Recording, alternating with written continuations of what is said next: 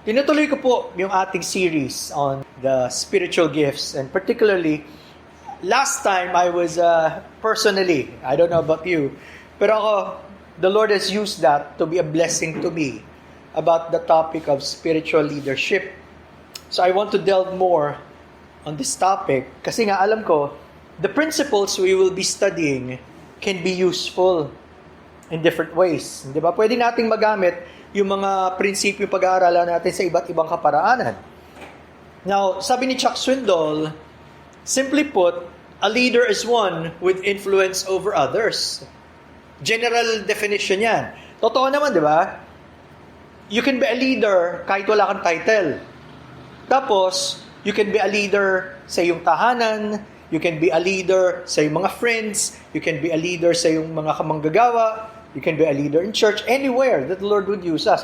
Ang mahalaga, you have the desire to be used of God. Kailangan yun. So, in that broad sense, the principles can be applied in different ways. But, specifically, titingnan natin yung gift of leadership in the aspect of church. Kasi nga, God called men, just like the apostles, to lead His people. At ngayon din, syempre, may mga certain areas ginagamit na Panginoon ladies over other ladies and mga children. Pero, yun ang gusto natin pag-usapan. Kaya, as I go back as a review dun sa pinag-aralan natin last time, sabi ni John Piper, spiritual leadership is using God's methods to get His people where He wants them in reliance on His power. Again, spiritual leadership is using God's methods to get His people where He wants them in reliance on His power. Ang spiritual na pangunguna daw ay yung paggamit ng kaparaanan ng Diyos para yung kanyang bayan ay madala kung saan niya gusto sila na nagtitiwala sa kapangyarihan ng Diyos. At tama naman yun, di ba? Yun ang pinagkaiba ng spiritual leadership sa any kind of leadership. Meron ding secular leadership. May mga principles that can be the same, pero may mga principles, sana pag Bible ang tinignan natin, na hindi matatanggap ng worldly leader. Kaya gusto natin pag-aralan. If you remember, pinag-aralan natin yung Romans 12:8, kung saan sinasabi, He who leads with diligence. Pag ikaw tinawag ng Diyos to lead in a certain capacity, gawin mo na ng buong sikap, with zeal. Hindi yung maglilid ka na nga lang, pabanjing-banjing lang, papatay-patay, bakit mo pagagampanan? Siguro, there's something wrong. Lahat tayo dumadaan sa gano'n, di ba? Kahit nasa family, minsan ang hirap pangunahan ng pamilya. But we have to do it again with diligence or zeal as God wants us to do. Sa 1 Corinthians 12:28, sabi doon, nagbigay ang Diyos ng different kinds of gifts sa church, including governments or administrations. Iisa yun. Ibig sabihin, yung leadership, general term siya, including pastor or shepherd. So kasama yon. And then nakita din natin about administration nga, magkakasama.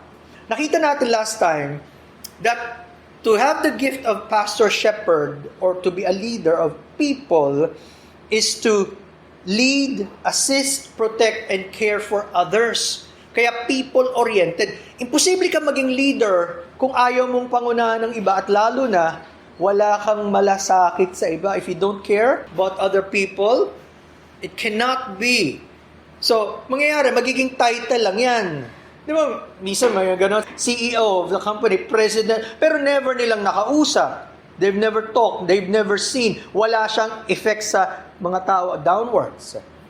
So, it's not just the title, but more so. Kaya nga, as I was listening about this topic bago kami pumunta dito, sabi nung isang nagtuturo about leadership, 3 bagay lang gusto kong sabihin sa inyo. Only 3 things I want to tell you.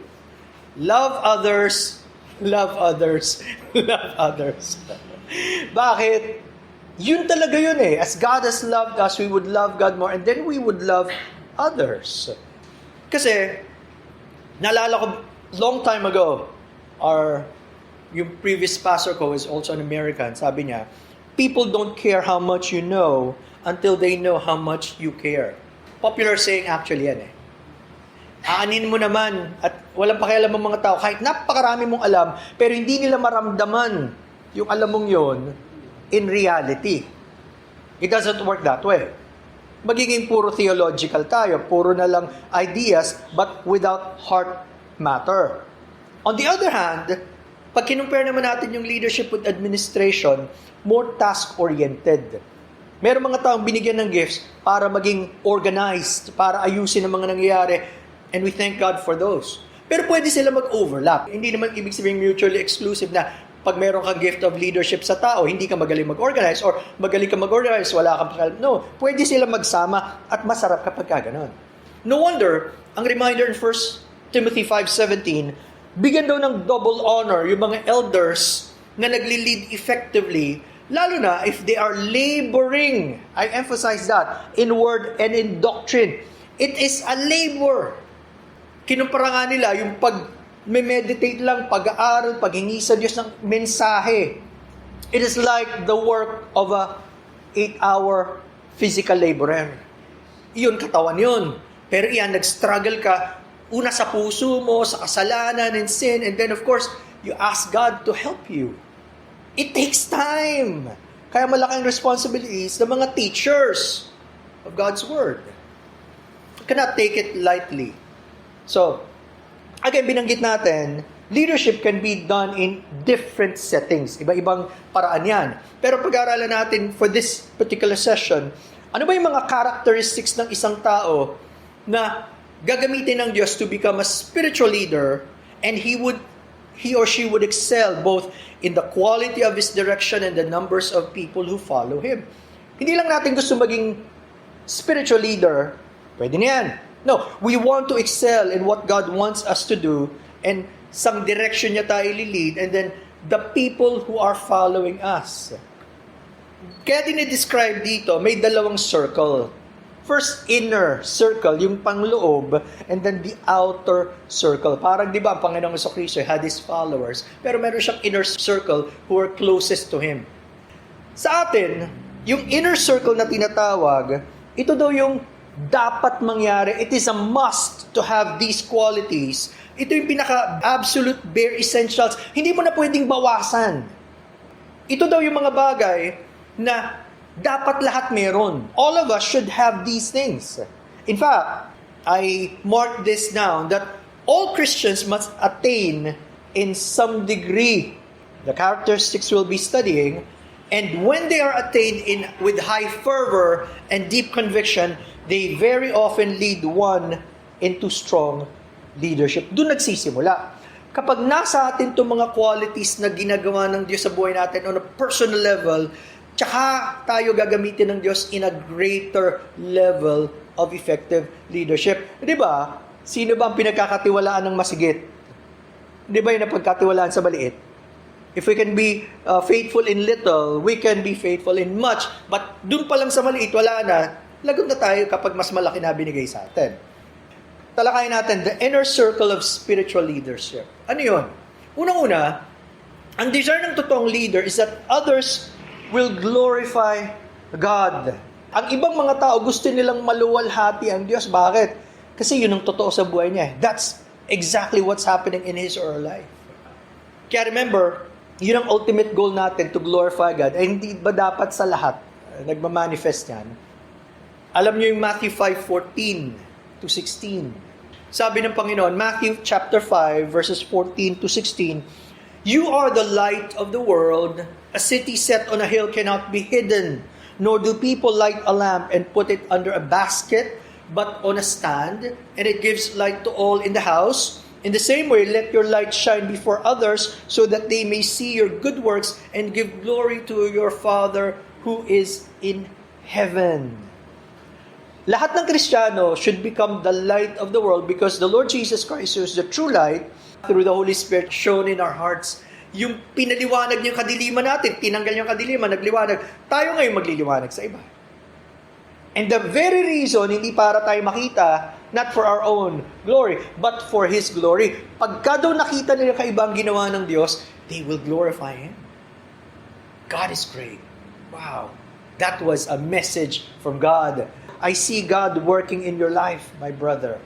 Sarap na, di ba? Pag nakikita natin kumikilos ang Diyos. So, yun ang main purpose. Dali natin ang mga tao. Magliliwanag tayo para sa Panginoon. This is supposed to be the attitude and lifestyle ng isang ordinaryong Kristiyano. Tandaan niyo yan. Bare minimum nga eh. But how many Christians are really shining lights in this dark world? Karamihan, di na nila iniisip yon. Basta nabubuhay sila for their own, they don't care kung makita ang Panginoon. Hindi, no. We're not our own. Binili na tayo ng Diyos eh. Tingnan niyo mo yung stark contrast. Sabi, in this dark world, madilim ang mundo dahil sa kasalanan, dahil sa paglayo sa Diyos. Hindi nila alam ang kaibahan. Pero once God makes a difference in our lives, siya nakikita and then alam mong may ginagawa siya. Just like naalala ko tuloy si Moses, remember? After nung kanyang pakikipagtagpo sa Diyos on Mount Sinai, nung bumaba siya, hindi man lang niya na-realize, he did not realize that, yung mukha niya, nag-glow. Because of the glory of God, kailangan pa niyang takpan. Somehow, there's that presence of God in our lives that other people might see at pwedeng gamitin ng Diyos to attract other people. Ang problema kung tayo walang ganung liwanag and they don't even see the difference, sayang, di ba? So, makikita nila, totoo pala ang Diyos sa buhay natin. God is real in our lives. He's the one taking care of us. He's the one working in us. Kahit na marami tayong problems. Same with them. Ang difference, hindi ka mareklamo. Because una mong dinadala sa Diyos, you bring it first to God. Napapansin ko nga yan, yung malaking kaibahan. Siyempre, nagkakaroon ng problem sa bawat company. Doon sa pinagtuturuan ko, I'm teaching English to Japanese. Nagkakaroon ng problem doon sa system na hindi magustuhan ng maraming trainers. Marami silang complaints. Lahat na lang. The difference is, I could feel that, pero sabi ko, Lord, you're the one in control. Kaya kailangan ko every morning to have my time with God. Bakit? Baka puro negativity na rin ang makuha ko. I cannot do my task well. Di ba? Yun eh. Yung kaibang gagawin ng Diyos, you do not feel, hindi ka magpipity party, awang-awa ka sa sarili mo. Hindi ikaw yung tao na nagiging greedy, just like so many people. Wala nang ibang desire sa mundo, kundi puro na lang pang mundo, walang desire sa Diyos. Babaguhin ng Diyos yun eh. You'd have that kind of love for God and love for people and contentment. Such a freedom. Pero it doesn't take overnight. Hindi pwedeng biglaan lang You must experience God first para yung light na yon would be seen. And hindi pilit. It's not forced. You don't even know, but God is using you in different ways. So, gaano kahalaga yung time natin with God? Napakahalaga. Or else walang light na lalabas. So yun, yung liwanag, the light in the world. Secondly, we should love both friend and foe by trusting in God and hoping in His promises. Mahalaga yan. Love both friend and foe by trusting in God and hoping in His... Madaling mahalin ang kaibigan o someone agreeable sa'yo. Difficult to love someone who is against you or you feel against you. Hindi naman kasi lahat ng iba ang opinion, kinakalaban ka.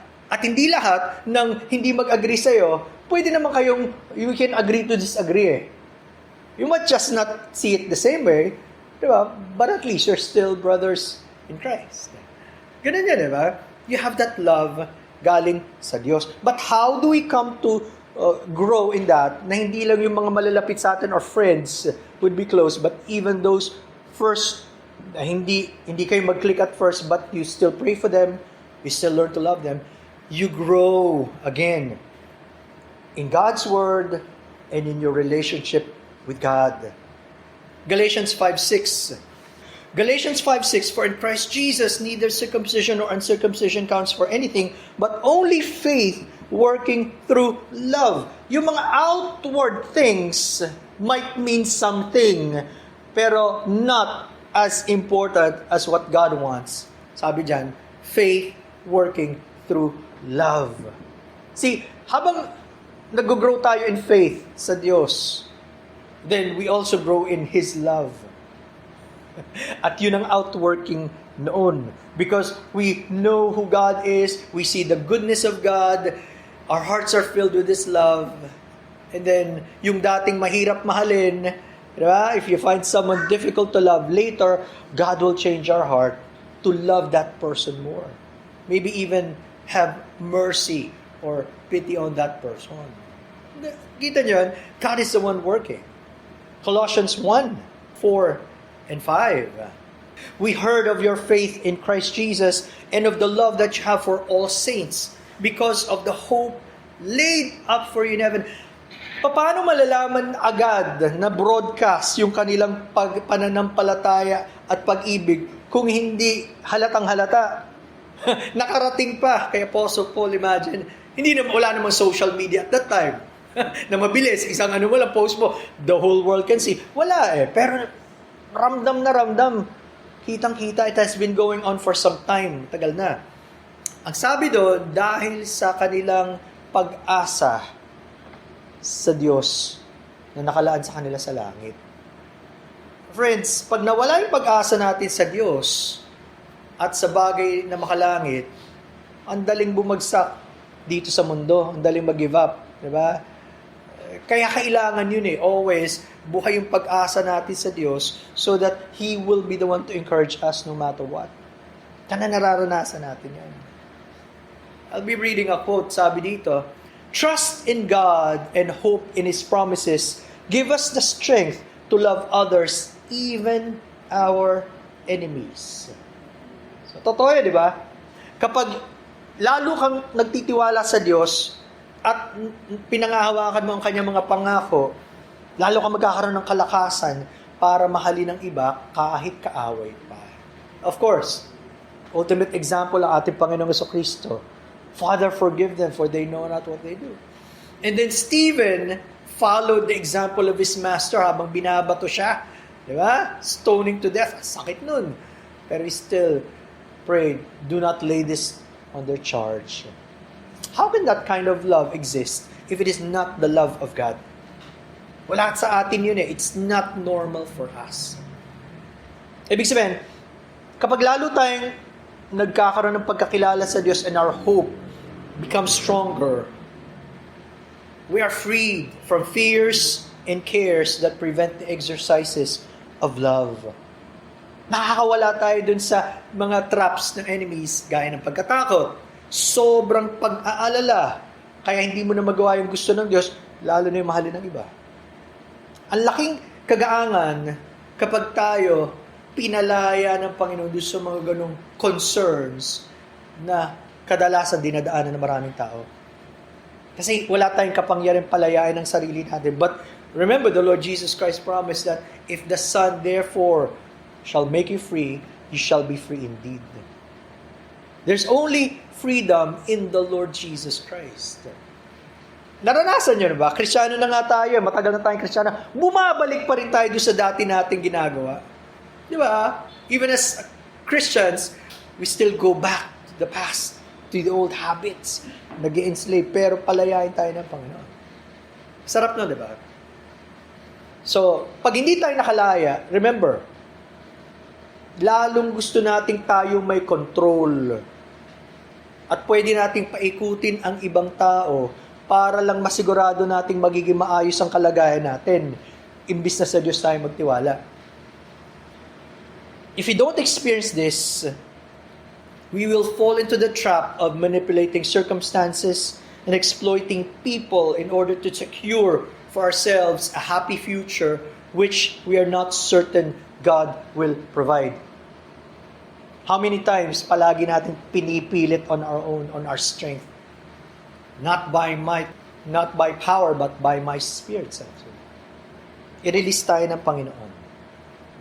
We see dalawang characters that others will glorify God, yun yung inner circle of leadership, and then to love both friend and foe by trusting God and hoping in His promises, and thirdly, meditate on and pray over His Word. Palagi naman combination palagi yan. Romans 10:17, alam nyo sinasabi dyan. Faith comes by hearing and not listening to other people first, not listening to videos, audios, by hearing the Word of God. Kaya nga I was encouraging my kids earlier during breakfast. Sabi ko, learn to listen from God first, bago sa iba. Ang sarap nun. Pag natutunan natin sa Diyos muna tayo makikinig, hindi sa iba. So, doon nangyayari yan, it cannot be apart from the Word. Posibleng hiwala yan. Lalago ka sa pananampalataya, ayaw mo naman sa salita ng Diyos. Must learn to listen to Him. Ano yung panalangin sa Psalm 119, verse number 18? Actually, favorite verse ko ito eh. Panginoon, kayo magbukas na aking mga mata para makita ko yung mga kamanghamangang bagay sa inyong salita. That's the reason why sometimes walang dating. Diba? When we're hearing the preaching of God's Word, o kaya we're opening our Bibles, para bang hindi siya mahalaga. It's not important. But we need to pray and ask God every day. Hindi kasi kung magaling na tayo mag-aral, automatic it will come. No. It must come from God. That should be a reliance on God on a daily basis, moment by moment. So magkasama siya. Lumalago yung pananampalataya sa salita ng Diyos, sa pakikinig, at hihingi tayo na turuan tayo ng Diyos. Again, faith in God is rooted in God's Word. If 2 Corinthians 1:20 says that all things are yes in Christ, ibig sabihin lahat ng bagay sa Panginoong Jesucristo, sa Kanya nakasentro. Ibig sabihin, hindi siya automatic na mangyayari unless we are rooted in Christ. Doon tayo lumalalim. So, kung totoo to sa bawat Kristiyano, how much more kung tayo ay gagamitin ng Diyos para sa iba, dapat palagi tayong nagpapaturo sa Diyos. Hindi siya optional, hindi siya pag nagustuhan lang natin, it must be a part of our lives. In fact, naranasan nyo na, kapag kayo always consistently seeking God in prayer and in the Word, pag hindi natin nagawa, nararamdaman nyo yung may kulang. There's a void. If you do not practice, di ba? Even in a certain day, masyado ka na naging abala, wala na, hindi mo na na-practice. You know something is missing. Pag naging regular, ang baliktad, kapag regular na wala, pinakamahirap yun, and then, wala lang. So, pinag-usapan natin about leadership, especially the gift of leadership, pero sinasabi natin, kailangan matutunan natin always sa Diyos na dodraw ng ating kaalaman, kalakasan, everything. Yun ang mangyayari yan. Yung fourth one, acknowledge your helplessness. Kapag nakita natin yung sarili natin, Lord, hindi ko kaya, Panginoon. I need you. Doon ka lang tatawag sa Panginoon. Because, pag feeling natin, kaya ko naman eh. I've gone through last week, fine. Same lang. At ang problema, pag wala tayong nararamdamang kulang, tuloy ka nga lang. Until, kung anak ka ng Diyos, of course, may kabigatan yan. God will speak. Sana maramdaman natin yon. Doon lang tayo magkakaroon ng time to come to God, spend more time with Him, and ask Him. Tayo ba na-acknowledge natin yung kakulangan natin sa Diyos? O okay lang tayo kahit wala ang Diyos? Ano ng mga pinuno natin sa sarili natin na walang kinalaman sa Diyos? Balik tayo ng Diyos doon. Di ba, natatandaan yung parable ng Panginoon in Luke 18:13 about the Pharisee and the publican? Bakit pinapurihan ng Panginoon yung publican nung sinabi niya, God, be merciful to me, a sinner? Di ba? Kinomen niya yun eh. Sinong umalis ng napatawad? Sinong justified? The one who admitted his weakness, his insufficiency, his dependence. Lord, have mercy. Ganun din sa atin. Kailangan natin yung palagi bumabalik sa Panginoon. Di ba, Panginoon din nagsabi, Mark 2:17, physically, it's true. Hindi ka naman pupunta sa doktor pagka hindi mo inaamang may sakit ka. Kaya nga maraming tao, wala naman akong sakit eh. Pero nung pumunta ako sa doktor, tsaka ako nagkaroon ng sakit, may sakit ka na. Ayaw mo lang i-admit. And of course, Filipinos, for so many different reasons, siguro budget. Siguro natatakot malaman, ayaw magpatingin. But more so spiritually. Yung hindi aamin, Panginoon, napakalaki ng kasalanan ko, kailangan ko kayo, hindi hihingi ng tawad sa Diyos, hindi niya kailangan ng Diyos. Okay naman ako eh. Kaya marami, hindi nararanasan yung kaligtasan ng Panginoon. Hindi nila maamin sa sarili na, marami kong kasalanan. Pag kinumpara sa iba, hindi naman ako makasalanan. Hindi mo kailangan ng tagapagligtas. Pero yung pinagpakilala ng Diyos, maaamin niya, Panginoon, kahit sa tingin ko at sa tingin ng iba, ang bait-bait ko, but that's nothing in front of you. Walang kwenta yun. Napakarami kong kasalanan. Patawarin niyo ako, Panginoon. Doon natin siya kakailanganin. See? So kung totoo yan sa bawat isa, dapat lalo na sa mga spiritual leaders. Di ba nga? Pag nakita mo yung pangangailangan mo, doon ka magkakaroon ng desire, basahin yung doctor's prescription. At alam nyo naman, ang doctor's prescription natin is here in the Word of God. Tama? Pagka nga hindi ka nagtitiwala sa doktor, pwede kang humingi second or third opinion eh. Yeah? Parang gano'n, ba't ka naman babalik sa isang doktor, wala ka ng tiwala? Ba't ka naman pupunta sa Diyos kung hindi ka nagtitiwala sa Kanya? He is our great physician. Again, pag binatatag tayo ng Diyos, sa pananampalataya at sa pag-asa sa Kanya, lahat ng mga negative things na nararanasan ng karamihan, aalisin ng Diyos so that we will know what He wants for our lives. Hindi tayo mag-hold ng grudges. Maraming mga sama ng loob. Napakatagal na, ayaw bitawan. Anong gusto mong gawin? Para kang yung mga estudyante, sabi ng teacher, experiment for 1 week. Magdala kayo ng isang sakong patatas. Experiment, ha? And then after 1 week, what did you experience? Una, it became heavier. Araw-araw mong dala, parang nakakapagod, ano? Pangalawa, bumabaho. Sabi niya, that's an example kapag nag-harbor ka. Hindi ka makawala-wala. Napakapait mo. Tapos, lahat na lang, kahit maliit na bagay, napapalaki. Release to the Lord. Aalisin ng Diyos yun. And then, hindi uubusin ng yung lakas natin sa mga walang kakwenta-kwentang bagay. Hindi mo gustong i-promote ang sarili mo. But again, you want to promote God. Siya yung karapat-dapat eh.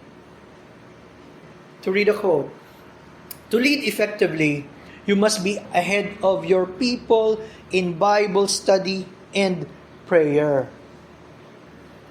Paano ka naman magtuturo salita ng Diyos? Wala ka naman panahon sa Diyos, tapos kung kailan lang kailangan para mga estudyante, di ba? Cramming. Kung kailan lang mag-exam tsaka mag-aaral, di pagkatapos ng exam, wala na rin. Kaya hindi ma-apply eh. But if you're daily pouring yourself to God and His Word and listening to Him, kahit yung mga bite size, naiipon yan. Kaya sabi ko sa mga anak ko, write down what God is teaching you. Why?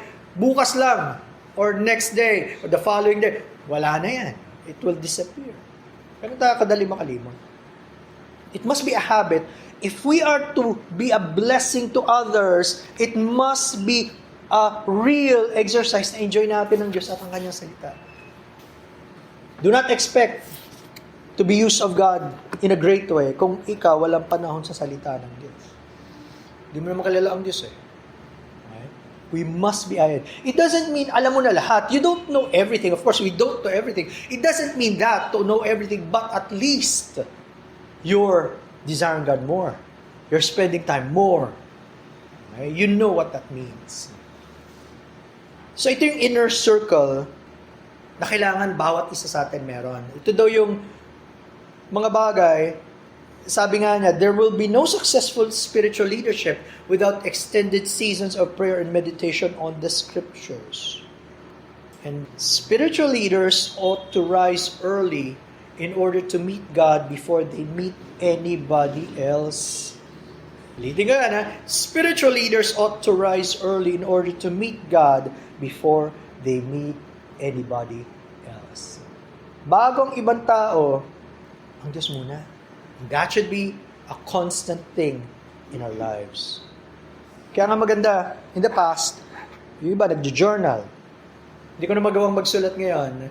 I'm putting it in Word. Bakit? Word document. Kasi nakita ko, pag naka-Word, pwede ko siya sa cellphone, Pwede sa akin tablet, pwede sa computer. I could go back again and again. But it depends on you, how you want to keep record.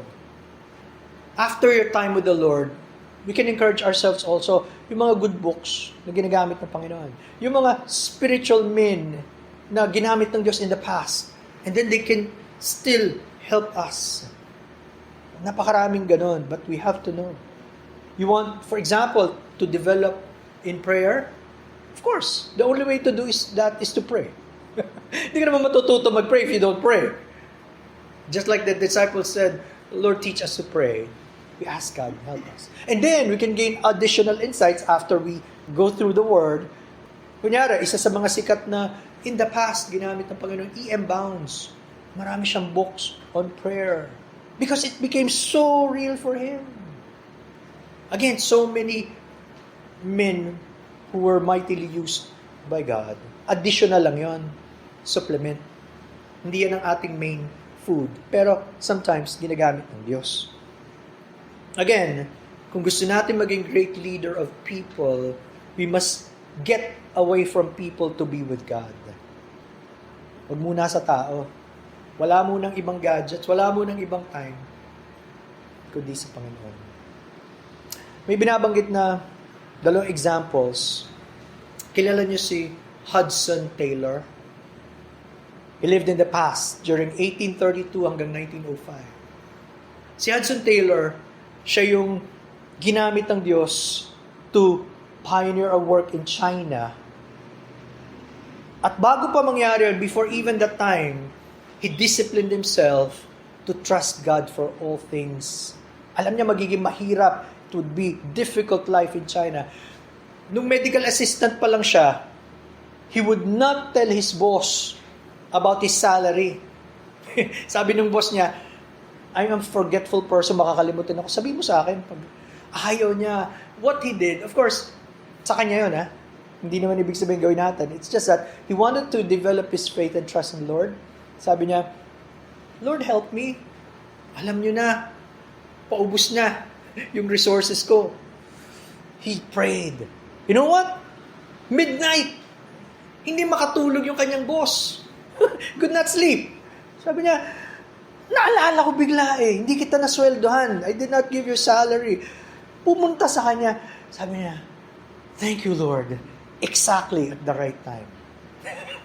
Diba? It's not a rule of thumb for everyone. Pagka naman panahon ng sweldo, okay lang sabihin kung sinabi. It's just that he wanted to develop faith. And you know what?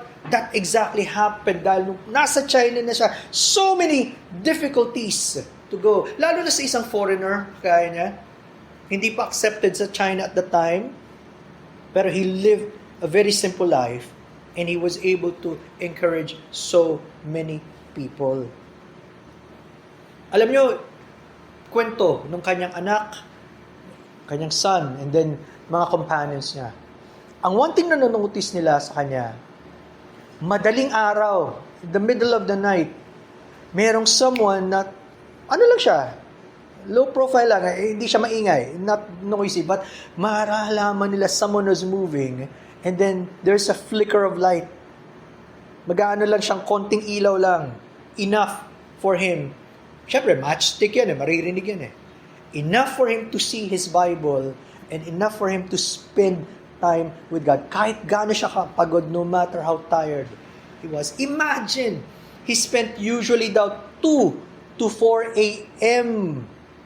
to spend time in prayer and in the Word.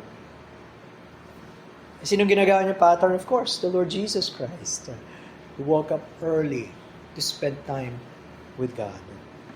You know, sabi nung kanyang anak at nung mga kasama niya, that action every day served as a greater inspiration to them. They loved his teachings and sermons. But more than that, naging real life sa kanila. Not just talk, but reality, it became a practice. Yun yung preaching in practice. Diba? What he taught, he lived by. It became a reality. Ba't ko kinukwento? Kasi siya rin na nagsabi, the hardest part of the missionary career, Mr. Taylor found, is to maintain regular, prayerful Bible study. Ito ang kanyang quote. Sabi, Satan will always find you something to do. He would say, when you ought to be occupied about that, if it is only arranging a window blind. Kahit ano na lang yan eh. Marami ka pwedeng gawin. You can find anything to do except find time with God. Pinakamahirap. Kung sa kanya nangyari, it also happens to us in different settings nga lang. Of course. But he became the founder of China Inland Mission, CIM, now OMF International. And he spent 54 years in China. Imagine, 54 years. During a time, hindi pa masyadong tinatanggap ang missionaries. And he was responsible for bringing over 800 missionaries to the country who started 125 schools and directly resulted in 20,000 Christian conversions, as well as the establishment of more than 300 stations of work with more than 499 local helpers in all 18 provinces. At the time, no one wanted to go to China. He dressed as a Chinese to be associated with Chinese, and he lived his life for God. Kaya may Hebrews 11 to show us yung heroes of faith. Kailangan natin yun mga kapatid. Once in a while. But all of them look to the Lord Jesus Christ. Hebrews 12, looking unto Jesus. But kasi sinabi sa inyo, kasi the Lord used it to encourage me also. I've read this biography even before. Alam ko na yan. Pero nung binalik ng Panginoon and then the details, whoa, it was so refreshing for me. Kaya nga sabi ko sa inyo, di ba? In many different settings, pwede nating i-apply, but it must begin with us and our time with God. Sana meron kayong nakuha, kahit pa paano napulot, pag-aaral natin. Remember, you're not just studying to pass the time, para lang walang magawa. No. Ang masarap, when God makes the lessons real to us, tayo muna. And then we want to share it to others because so full.